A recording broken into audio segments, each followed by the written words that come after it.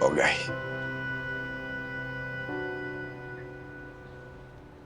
Alam ko kung gaano kasakit ang nararamdaman mo ngayon.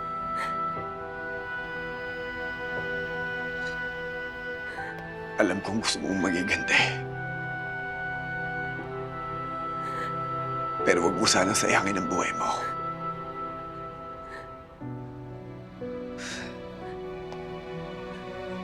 Huwag mo sayangin ang pagiging pulis mo.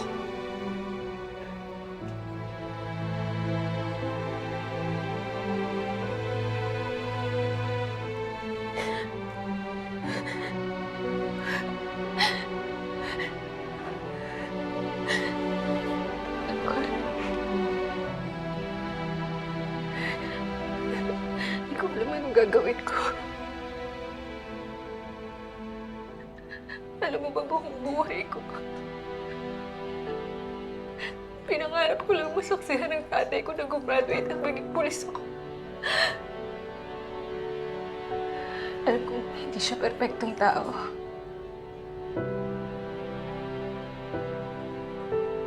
Pero para sa akin, perpekto siyang ama. Wala siyang ibang ginawa kundi itaguyan at tulungan ang pamilya namin para mabuhay kami. Kaya ako naging pulis para linisin ang pangalan niya. Pero ngayon, para saan pa? Para saan pa? Pinatay siya ng mga gerero. Pinatay siya ng mga gerero, Tagon. Dahil sa kanya, dahil sa kanila nakulong siya ng 2 taon at naghihirap siya sa loob ng kulungan. Hindi ako papayag na hindi ako makaganti. Papatayin ko sila! Papatayin ko sila!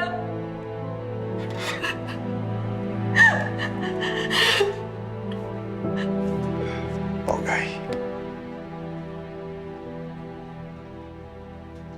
Ano ba yung gagawin ko to?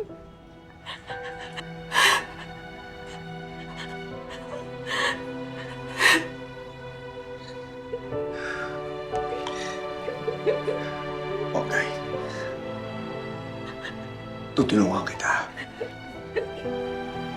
Tutulungan ka namin. Tutulungan ka namin para makaganti sa mga gerero.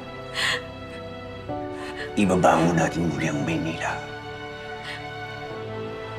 Tutulungan natin ang mga tao. Binabangako ko sa'yo. Bibigyan natin ng hustisya ang pagkamatay ng tatay mo.